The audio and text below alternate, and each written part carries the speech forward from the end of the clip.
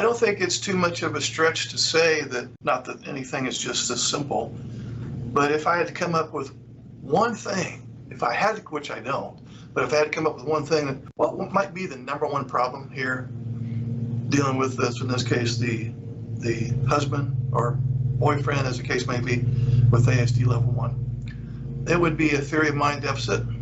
A theory of mind is the ability to attribute mental states to ourselves and others. Okay? I'm going to repeat myself a few times because this is super important. It's the ability to attribute mental states to yourself and others, which serves as a foundation for social interaction. Having a theory of mind is important because it provides the ability to predict and interpret the behavior of others. That's a magical sentence right there. I'm going to repeat it again. Having a theory of mind, which the NT ladies in here, very good, have very good theory of mind. Theory of mind is important because it provides the ability to predict and interpret the behavior of others. I've often said that ASD could be defined as a disorder such that there is predictive inabilities, the inability to predict the behavior of others, and the inability to interpret the behavior of others. That, in a nutshell, and in a way, that is ASD. You're very good at predicting what might happen in the social and emotional sense. And I need to make that stipulation, by the way. We're talking about things that have some social and emotional nuances involved. If it's purely a non-social emotional task, facts, figures, numbers, that in the areas of architecture, engineering, computer programming, they're very good at predicting there. But we're talking about relationships now. You can predict what might happen with somebody because you have gleaned intuitively some information about them, and so you have a kind of good guess of what they might be thinking or feeling or the motive behind their behavior. He doesn't have that. Some specific components to theory of mind would be understanding false beliefs. That's being aware of the fact that others may have false beliefs that differ from reality. Okay, what's another way to word that? Some people, for a variety of reasons, and perhaps even at an unconscious level, and perhaps even from childhood, have adopted some faulty belief systems that don't really correlate with the reality of things. That's just a human condition. We all do that to some degree. Another specific component to theory of mind is understanding hidden feelings. This is being aware that other people can hide their emotions and can feel a different emotion from the one that they display. That's two things. You're good at this. You're good at theory of mind. You can understand hidden feelings. You may not necessarily have known that you know this, but you understand that people can hide their emotions, and you also understand that people can act in a way that's not in accordance with their current emotion. Some people want to call that masking, perhaps. NTs do that too. Another component to theory of mind is understanding thinking. We've already talked about last week, this business of mind blindness. And we just talked about hidden feelings 10 seconds ago. We've already talked about alexithymia. So understanding thinking, that is the understanding that others also have diverse beliefs about the same thing. So in other words, there could be this particular topic, and you understand that people will have different beliefs about that same topic, and that people's actions are based on what they think is going on. Okay, so far so good. The next component is, I'm going to turn off the mic here, is understanding wanting. That's the realization that others have diverse desires, and to get what they want, people act in different ways. Okay, you get that. And the only other one I'm going to talk about is understanding that seeing leads to knowing. Seeing something leads to knowing about it. This is recognizing that others have different knowledge access, and if someone hasn't seen something, they'll need extra information to understand it.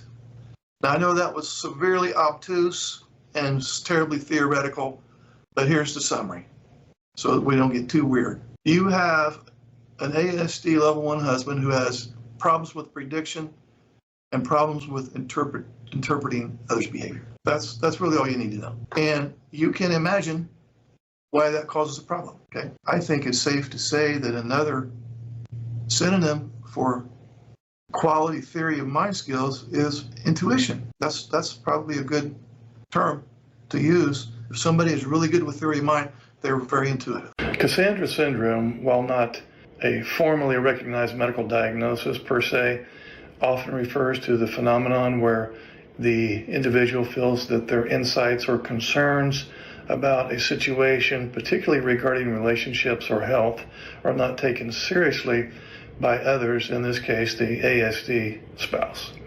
So here's a list of traits that are often associated with Cassandra syndrome. And we'll put this in the context of the NT wife and the ASD husband, although the inverse can be true as well. Number one is heightened awareness. That would be acute perception of potential threats or issues. Number two, feeling misunderstood. This is a sense that others do not grasp the seriousness of your concerns. Number three, we'll call it predictive insight, and that's a tendency to foresee negative outcomes that your spouse may dismiss. Number four would be frustration. This is ongoing irritation or annoyance due to lack of acknowledgement of the issues by your spouse. Number five, isolation, feeling alone in one's perspectives and beliefs. Number six, vulnerability. This would be increased sensitivity to criticism. Number seven, emotional exhaustion. This is when you become drained by the need to assert your views and your concerns continually. Number eight, resilience. This is where you continue to advocate for yourself despite lack of cooperation from your spouse. Number nine, risk awareness. This is a strong focus on potential risks or dangers in the marriage. Number 10, trust issues.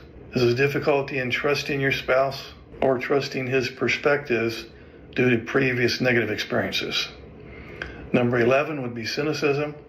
This is where you have a more skeptical outlook on the behavior and motivations and actions of your spouse. Number 12 would be passionate communication. This is when you express your concerns with high emotional intensity. Number 13, difficulty in the marriage. This is where you struggle to maintain a connection in the marriage due to your spouse being highly dismissive of your concerns. Number 14, self-doubt. This is when you start to question your own perceptions and you start to question your own feelings. Number 15, repetitive arguments. This is when you frequently need to reiterate your points in order to feel like you're being heard. 16, emotional burden. This is carrying significant emotional weight from your feelings and concerns being unacknowledged. 17 is disillusionment. This is when you lose faith that your spouse is going to understand you or do anything to change. Number 18 is overthinking. This is analyzing situations repeatedly, wondering if your concerns are even valid. Number 19, need for validation. This is having a strong desire for acknowledgement and affirmation from your spouse. Number 20 would be intuition. This is when you rely heavily on gut feelings about situations in the marriage. 21 would be impatience. This is a lack of tolerance for your spouse who refuses to listen or understand. Number 22 would be seeking support. This is when you search for like-minded people who will validate your experiences. In other words, others who are going through emotional deprivation. 23 would be protectiveness. This is an instinctive desire to protect yourself from perceived emotional harm. 25, conflict prone. This is engaging in arguments or disagreements when your concerns are dismissed. And then lastly, advocacy. This is becoming an advocate for yourself because you have realized that your mental and physical health is in grave danger. So these traits capture the emotional and psychological dimensions that might accompany feeling unheard or dismissed. Hey guys, this is Mark, and this is a message to the autistic husbands out there who have a neurotypical wife who has told you that she has Cassandra syndrome. And here's why she has it. Here's 10 reasons. Lack of validation. Your NT wife may feel that her thoughts and feelings are often dismissed by you or not taken seriously. And of course, this leads to frustration and isolation for her. Number 2, disconnection from reality.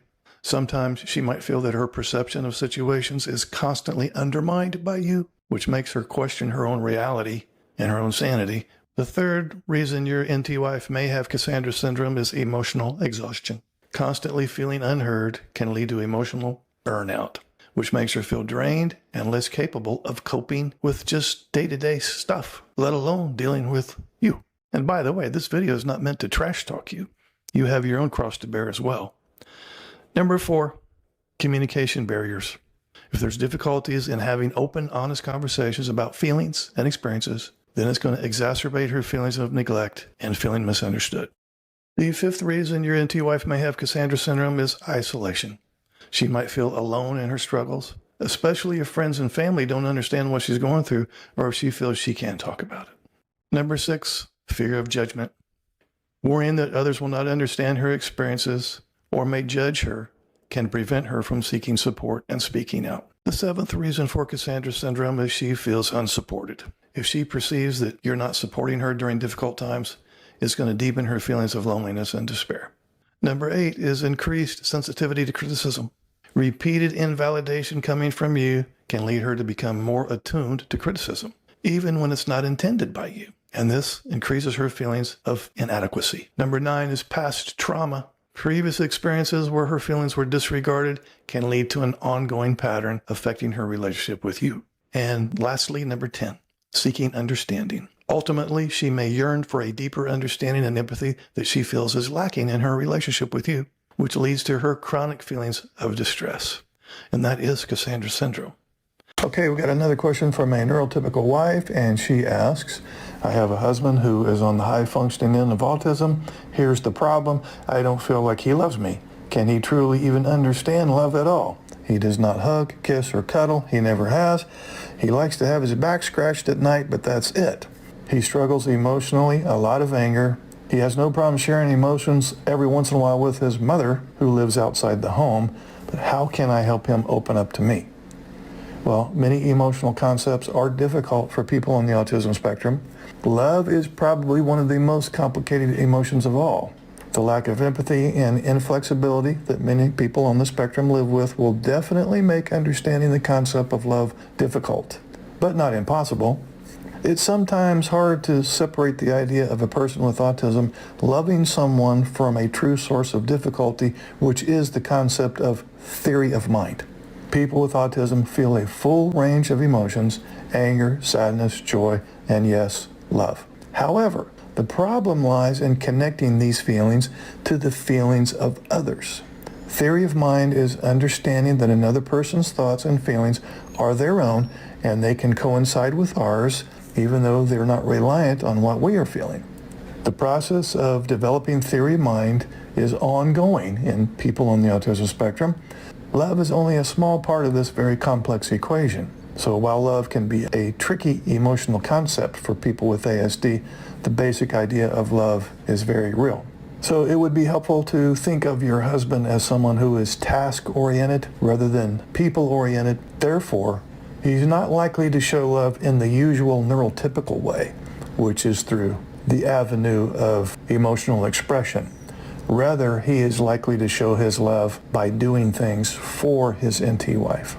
Doing things for his wife falls into his area of strengths, which is performing tasks. Now, this is a problem, and understandably so, for many neurotypical wives because they want the expression of love to come in the form of verbal appreciation, moral support, affection, and so on.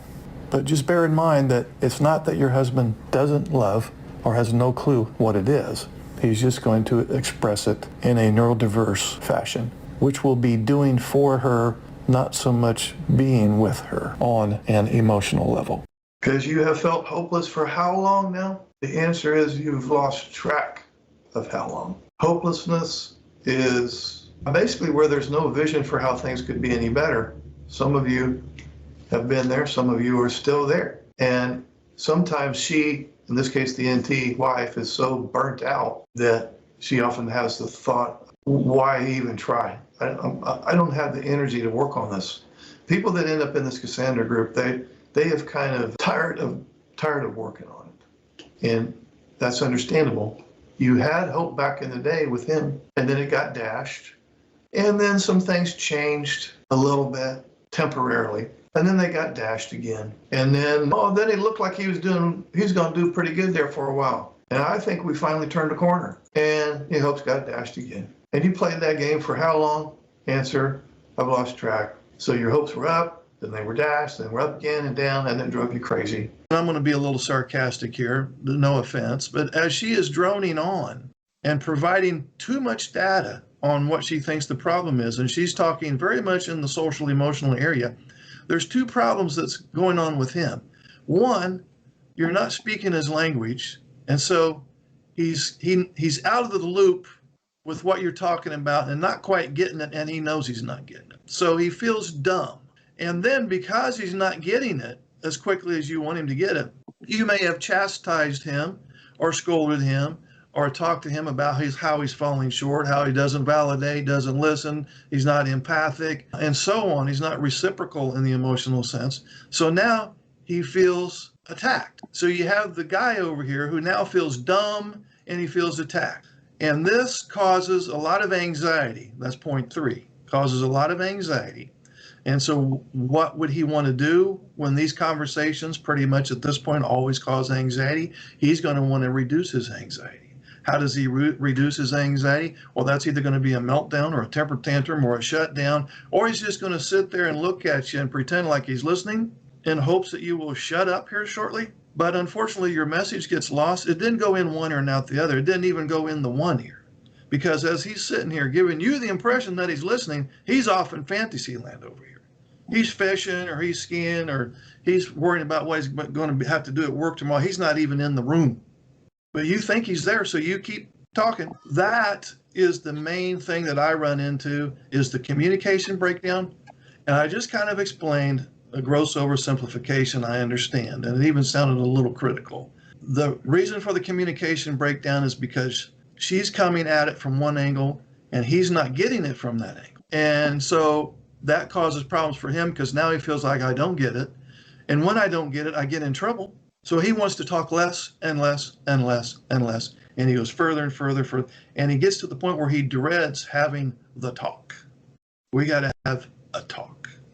He's instantly anxiety before you've even got 2 words out of your mouth. Having said all of that, what one of the main goals should be, it may or may not be one of the main goals in this group, depending on what you guys need. But one of the main goals should be, in my opinion, is to find a communication strategy such that you guys can actually talk about difficult stuff.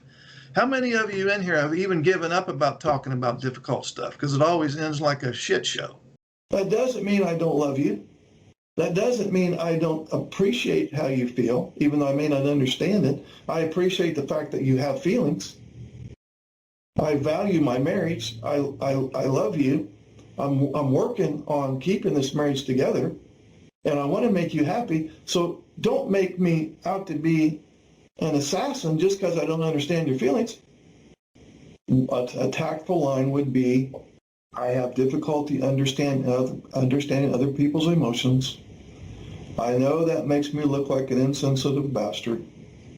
I don't do that intentionally. That's how I'm wired. I'm not trying to make excuses. If I could do better, believe me, I would have done it a long time ago. But that doesn't mean that I don't love you or understand that you have feelings. And it doesn't mean that I don't care about your feelings. I may not understand them, but I'll have to understand them to care about them. You're reframing it as, even though I have this blind spot, that doesn't change my love for you or the fact that I want to make you happy or that I care about your feelings. I can care about your feelings and not totally understand them. Hey guys, this is Mark, and I have a message to the neurotypical spouses out there. You probably have tried to deliver a good message, and for whatever reason, your spouse on the autism spectrum either didn't fully understand you or didn't listen to you or didn't retain very well or didn't follow through very well, and so you just assumed that he simply didn't care. But what's more likely going on if he has ASD level 1 is he has difficulties with processing information, and he's also a slow processor. People on the autism spectrum have problems processing information from one or more of their 7 sensory systems, which, as you know, would be sight, balance, touch, movement, smell, taste, and hearing. Now, these processes take place at an unconscious level, and they work together with attention and learning, and each system has specific receptors that pick up information that's relayed to the brain. Now, the sensory characteristics of people on the autism spectrum are often responsible for their processing difficulties, negative behaviors, and unpleasant emotions. Now, here's the most important point. The sensory systems are also involved in what we call emotional processing. People use their emotions as a sensory system too. But with people on the autism spectrum, they tend to vary in their ability to process information emotionally, in part because at least one other sense often doesn't work well. For example, it'd be difficult for a person with auditory processing disorder to figure out whether a person's voice suggests friendliness or meanness. Also, many people on the autism spectrum have a hard time using their emotions or desires to process information and act appropriately in certain interpersonal settings. Now, processing is a system that helps the person select, prepare, and begin to interpret incoming information. People on the autism spectrum who have difficulty with processing may have a range of problems related to regulating the use of incoming information. Now, there are 5 processing skills, which include satisfaction control, focal maintenance, depth and detail of processing, cognitive activation, and saliency determination. Now, these are fancy terms, but we're going to look at each one in turn. Satisfaction control involves the person's ability to allocate enough attention to activities or topics of moderate or low levels of interest. People on the spectrum with poor satisfaction control have difficulty concentrating on activities that are not exciting enough. Focal maintenance allows the person to focus on important information for the appropriate period of time, but people on the spectrum may not concentrate long enough on some things and may concentrate too long on others. Depth and detail of processing controls how intensely the person can concentrate on highly specific data. It enables them to focus deeply enough to recognize and remember necessary details. But people on the spectrum tend to remember a lot of details that relate to their area of special interest, but may not remember much outside of that interest. Cognitive activation is a form of active processing that connects new information to what has already been learned through prior knowledge and experience. Now, people who are inactive processors are unable to connect to prior knowledge to assist their understanding of new information. And on the other hand, overactive processors are reminded of too much prior knowledge, making it difficult for them to maintain focus. So your spouse on the spectrum will tend to either be an inactive processor or an overactive processor. And lastly was saliency determination, which involves selecting which incoming information is the most important. People on the spectrum who have difficulty with this control may be distracted by things that are not relevant, and they may miss important information that you present. So how would you know for sure whether your autistic spouse has difficulty processing information? Well, here are some telltale signs. If he has difficulty in this area, he'll have difficulty distinguishing between what is important and what isn't. He may finish processing what you're saying before you've finished expressing your ideas. He may focus for too brief of a period, or he may focus for too long of a period. He may focus too superficially or too deeply on information presented.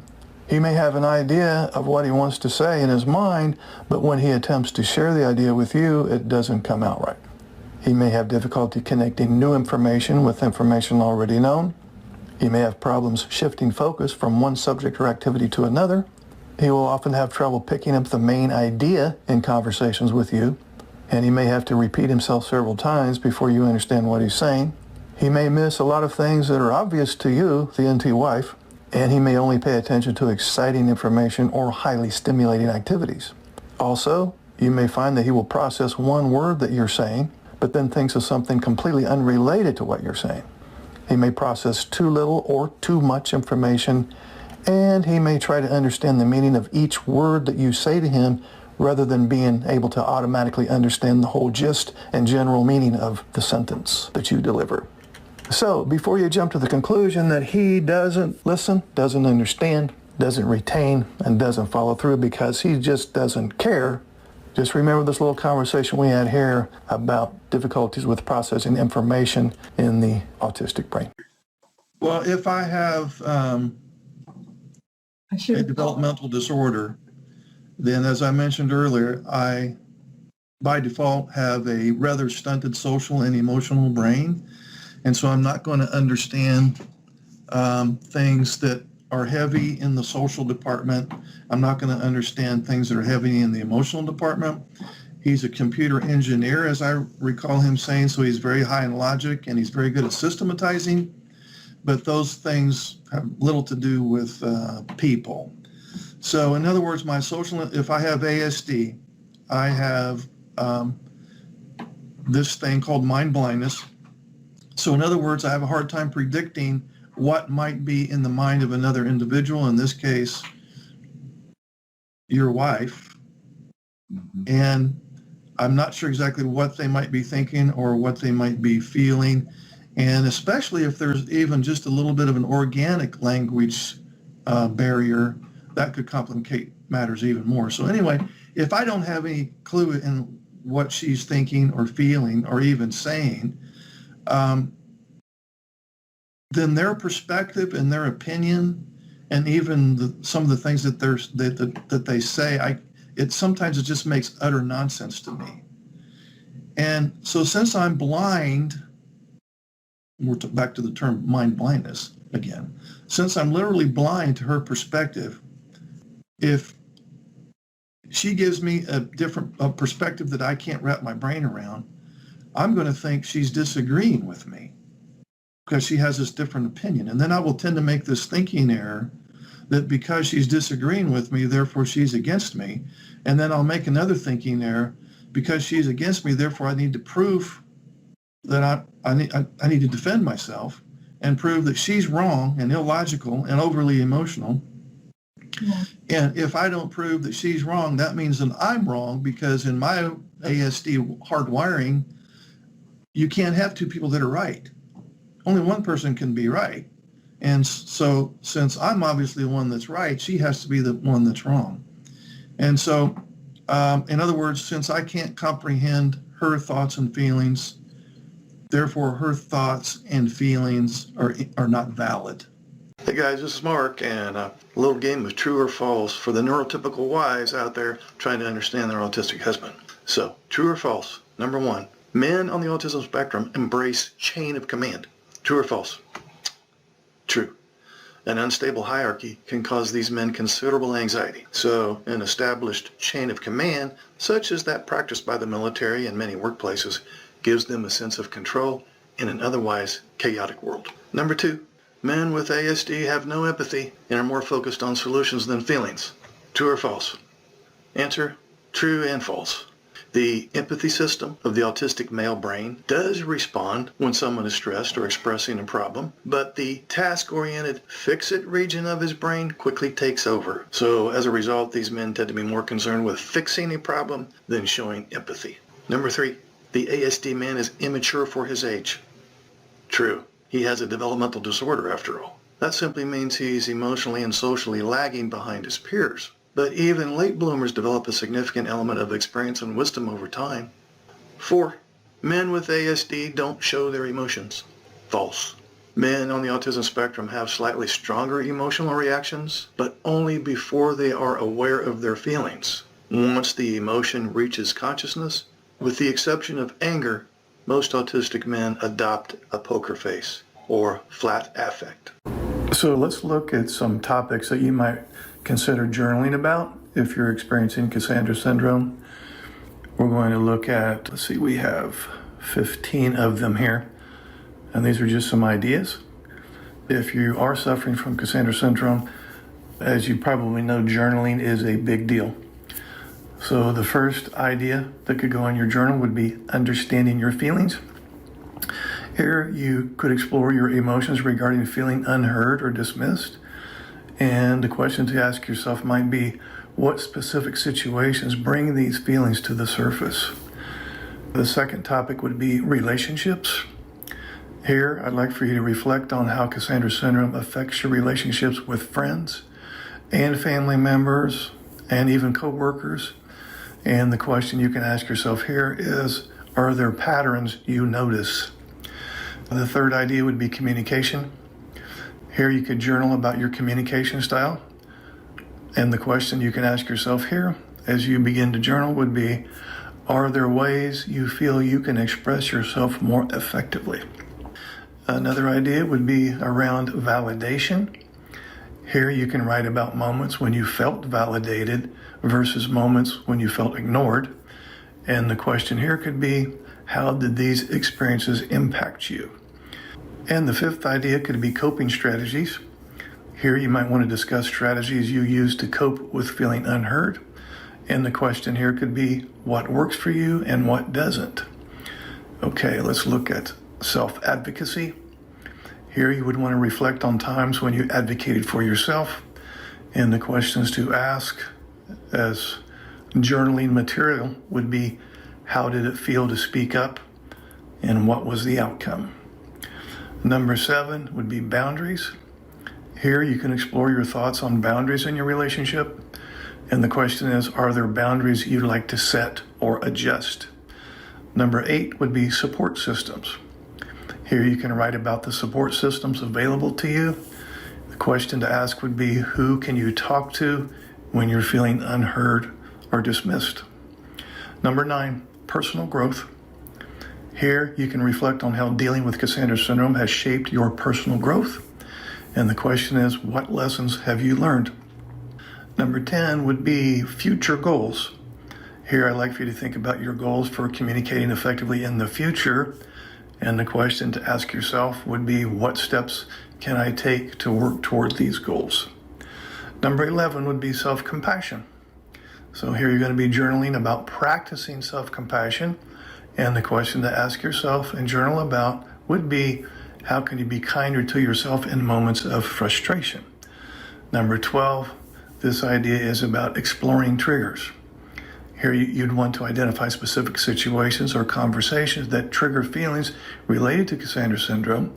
And the question could be, how can you prepare for these in the future? Number 13, joyful moments. Here you can write about moments when you felt truly heard or appreciated and validated. And the question is, what made these experiences stand out? 14, expressing needs. Here you can reflect on how comfortable you feel expressing your needs. And the question is, what holds you back and how can you overcome it? And the 15th and final idea I'd like to suggest would be around gratitude. And here you'd want to focus on what you're grateful for in your life and relationships. And the question to ask yourself as a way to get the journaling started would be, how can gratitude shift your perspective? So these prompts can help you dive deeper into your feelings and experiences, which hopefully will facilitate self-reflection and personal growth. And personal growth and self-care is the big deal here. So now let's look at the rule-oriented individual with ASD level 1. Rule-oriented. Having a set of rules to live by is the most important issue for this individual. If there is a void where a rule has not been established, the rule-oriented individual is not happy because he doesn't know what to do in that situation. And since he doesn't know what to do, he makes up his own rules. And any situation that has too few rules will be a bad one for this type of person. He must have rules to live by, and he will create his own if there aren't any available. And his rules will probably not match what others are thinking. Also, this person tends to respect authority figures and does well when it's perfectly clear who's in charge and who makes the rules. This person will tend to do very well at work, but can be a real problem at home because the rules are not clear enough at home. It's not unusual for the NT spouse of this type of individual to be quite surprised to hear how well he does at work and gets along with everybody and can be conversational and might even be the smartest person at work. But then at home, it's as if he shifts to a different personality. This individual will become distressed by others who do not follow the rules. He may monitor others' actions and will remind them what they're doing wrong and can sometimes come off as being the rule police. But bear in mind that this behavior is all about anxiety reduction. The rule-oriented individual manages his anxiety by following the rules and making sure others do too.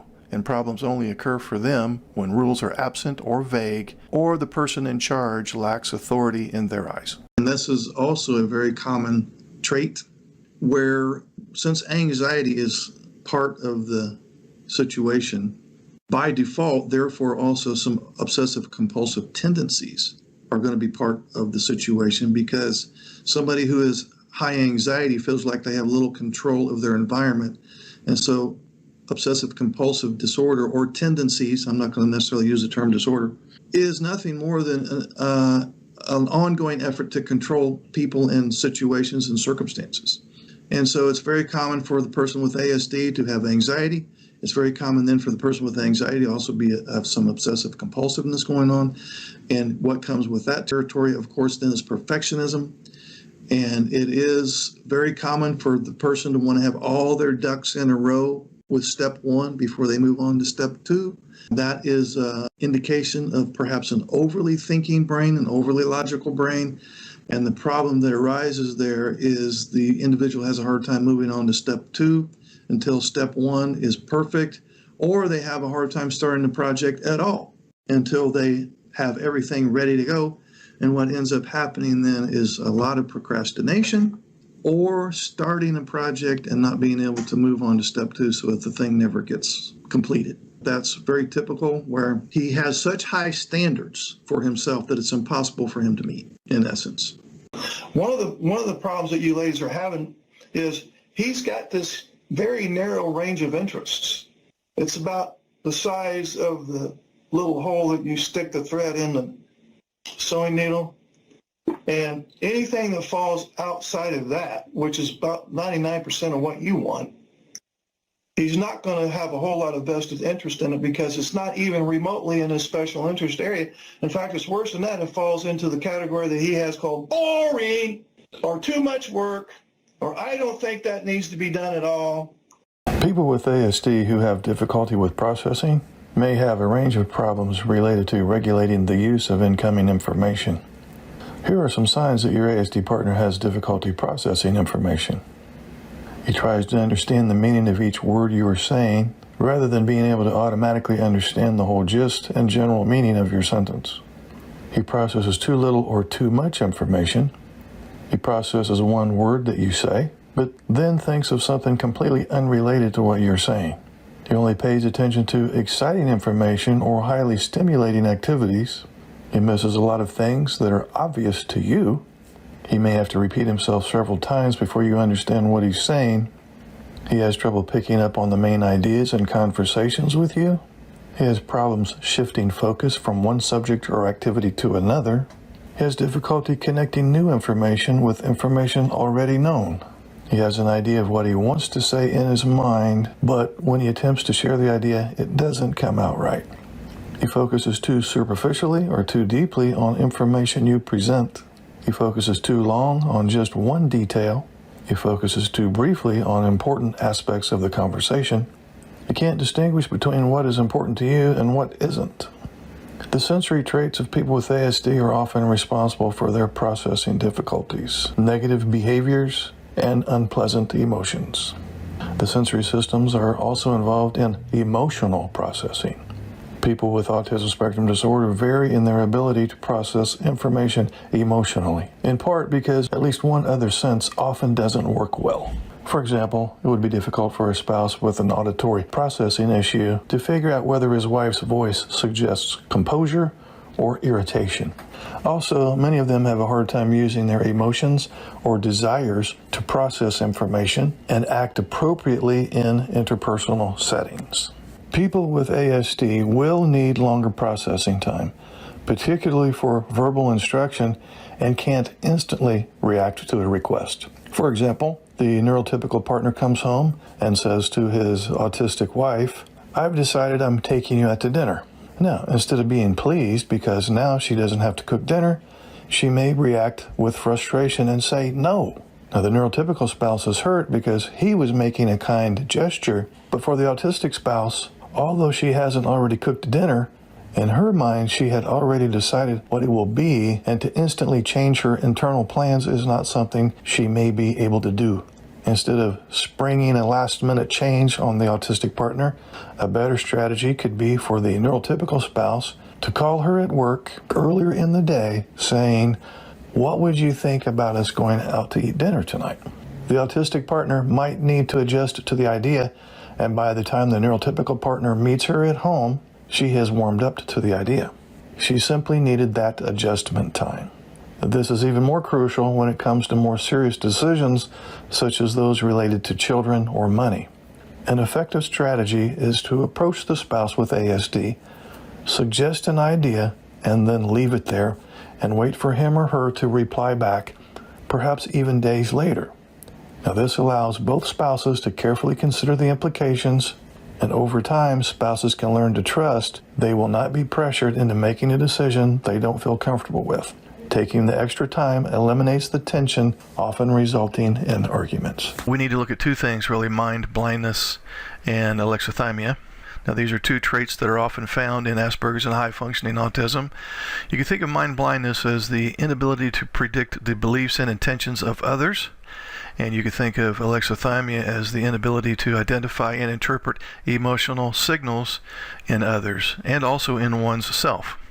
And this, in turn, reduces the ability to be empathically attuned to others.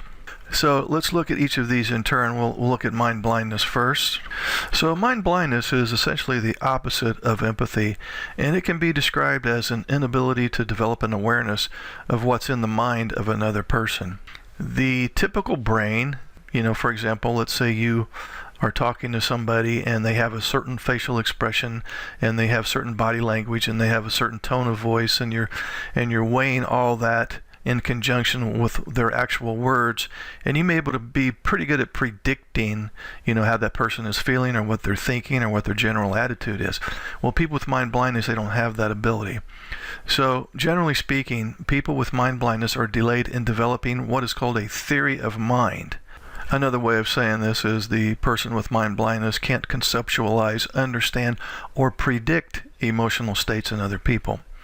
Now, alexithymia can be described as a state of deficiency in understanding, processing, or describing emotions. The person with alexithymia, they have trouble imagining outcomes. They have difficulty predicting how their behavior is going to impact others. They have trouble describing feelings to other people. They're not sure how they feel. They're not sure how you feel. They have difficulty identifying feelings and distinguishing between feelings and the bodily sensations associated with those feelings. Now, there's two kinds of alexithymia. There's what is called primary alexithymia, and we'll just call it an ongoing psychological trait that does not alter over time. And that speaks to the business of the Asperger's brain being hardwired. That is something that can't be fixed. But then there's secondary alexithymia, and that is a state-dependent situation. And it usually disappears after the evoking stressful situation has changed. So that second version of alexithymia depends on the situation. Now, the typical deficiencies that result from alexithymia, as I mentioned a little bit ago, can include a lack of imagination, lack of intuition, lack of empathy, and it also results in the person with Asperger's being more driven towards relating to objects and tasks rather than people. Additionally, it would be concrete, realistic, logical thinking, often to the exclusion of emotional responses to problems. You may find that your Asperger's man is highly logical. There's few dreams or fantasies due to this business of having a restricted imagination. They may treat themselves as robots. They have problems identifying, describing, and working with one's own feelings. And they have a real problem identifying, describing, and working with their partner's feelings. So alexithymia creates interpersonal problems because these individuals avoid emotionally close relationships, or if they do form relationships with others, they tend to position themselves in either a dependent, dominant, or impersonal position. And the reason they do that is because they want the relationship to remain superficial. A secondary issue related to alexithymia involves the inability to identify and modulate strong emotions. And that's usually with the Asperger's man anger. And so the inability to modulate emotions leaves the person prone to sudden affective outbursts, such as rage, meltdowns, or in some cases, shutdowns. So if your situation is like most that I hear about, it's not uncommon for your husband to go into meltdowns. Looks like an adult version of a temper tantrum, raging and being very critical of you.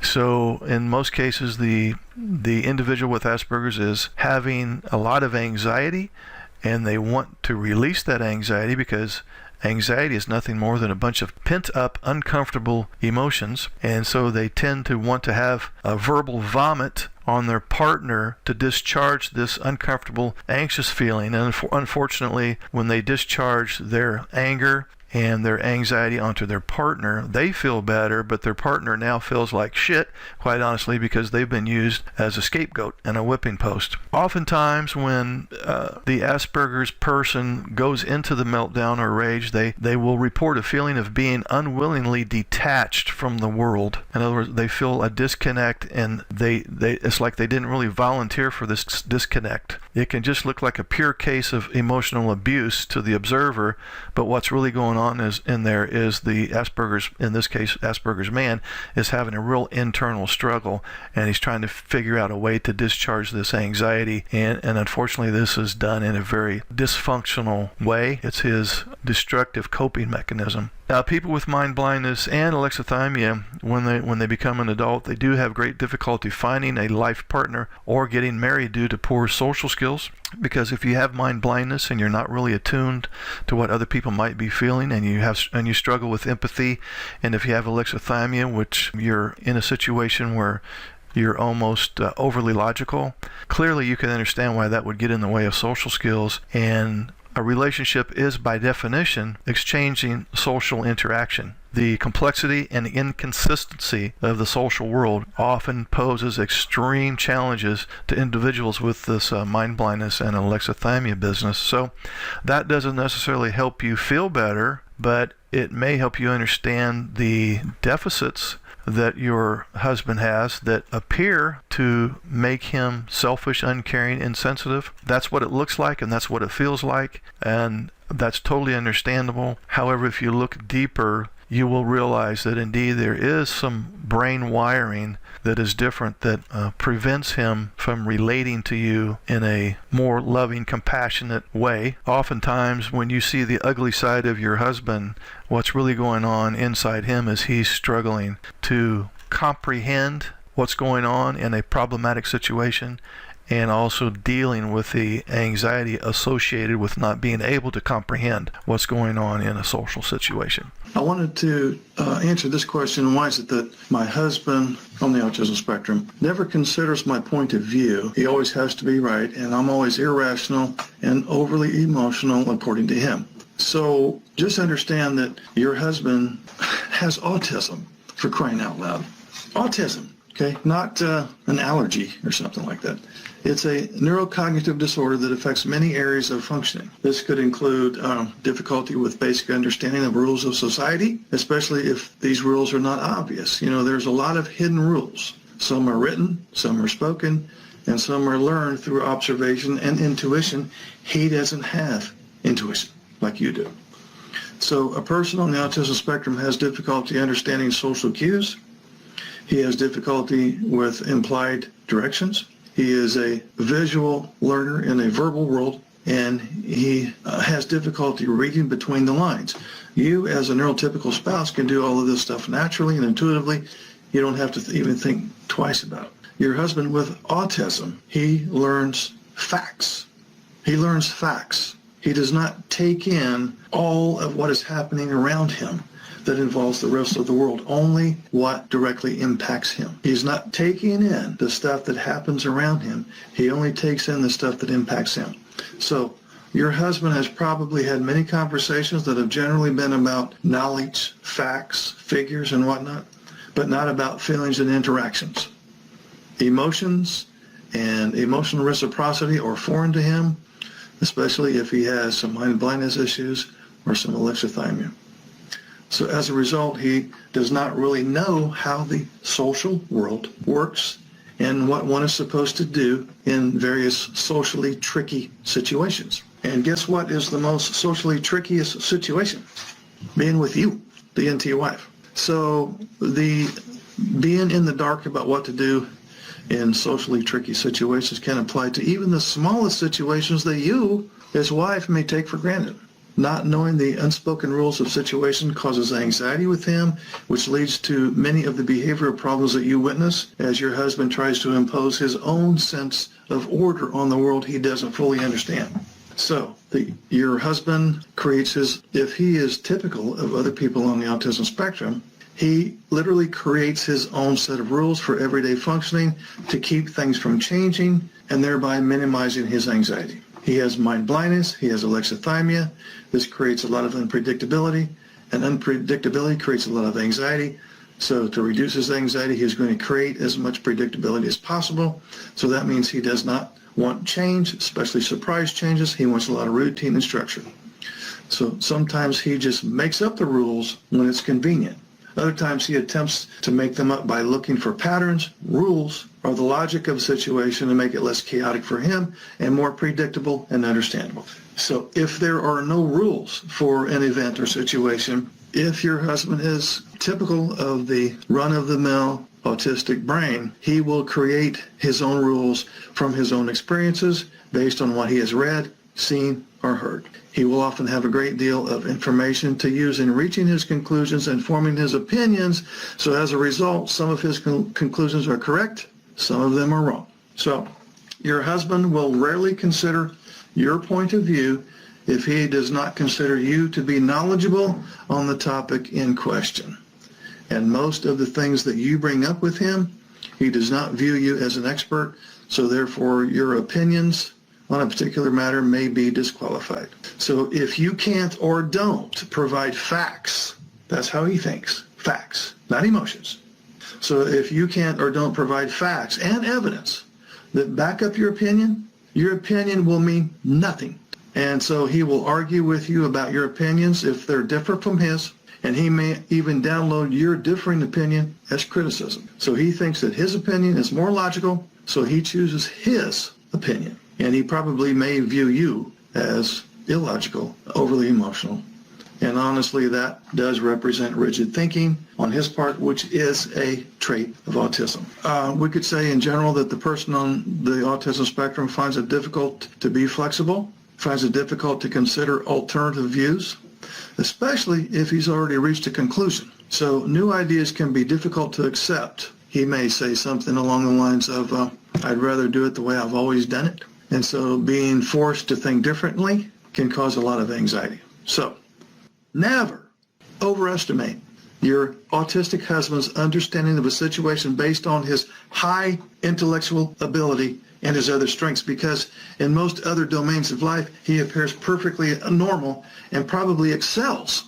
And so you would think, well, if he does so great at work and if he's like the smartest guy over there and he's an engineer or a computer scientist, he does really well. How come he doesn't get the social stuff? Because ASD is a developmental disorder. Developmentally, his social emotional brain is stunted. So he's going to understand logic, facts, figures. He's going to be task-oriented. He's going to want to work with objects and things, not so much people.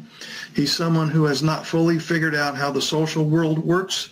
He's not figured out how the emotional world works. And he could use a roadmap, quite honestly, and a set of instructions on how to deal with some intricate social things and the emotional intricacies that go along with a romantic relationship or a marriage. That's where you come in, the compassionate coach. He's probably smarter than you on many levels, but when it comes to social emotional stuff, he's more like a 14-year-old.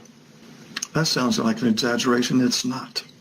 So you could become a compassionate coach and help him with his blind spots, which they will always be in the social and emotional realm of things. So, quick message to neurotypical wives out there married to an autistic husband in a neurodiverse marriage. When you try to tell your autistic husband how you feel and he doesn't get it, and he says, I don't understand why you would feel that way. He's not saying, I don't care how you feel, or that you shouldn't feel that way. He's saying, I don't understand why you would feel that way. Because if he has ASD level 1, he has this little thing called alexithymia. Alexithymia. Big fancy term for emotions blindness. It's not that he doesn't care about your feelings. It's that he can't see your feelings. If you are in a neurodiverse marriage where one spouse is autistic and the other one is not, and you've been struggling for years and years, and you're kind of sick and tired of the routine, talk to me. Use me as your personal coach. I have groups, and I keep these groups small so that you can get a lot of one-on-one attention. I have 3 Q&A groups, one for ASD husbands, one for neurotypical wives, and I have a couples group where both spouses can attend. I also have 2 instructional groups, Cassandra Syndrome Recovery Group, to help you cultivate some strategies to recover from years of emotional deprivation, and the Men's Masterclass, in which we take a deep dive on developing social skills and emotional literacy in the context of the neurodiverse marriage. We meet 1 hour a week for 4 weeks. Hey, this is Mark, and some of you new to this channel may never have heard of Cassandra Syndrome. That in essence is a condition where in many cases it's the non-autistic wife, by virtue of suffering from emotional deprivation with an ASD husband for so long, she feels like she's not getting her emotional needs met, and she's kind of starving to death in that sense. Your emotional needs are every bit as important to your mental and physical health as water, food, shelter, and so on. So I have a book especially for you. It's called Living in the Shadow, Healing from Cassandra Syndrome in an Autistic Marriage. The link will be in the description area and also pinned in the comment section.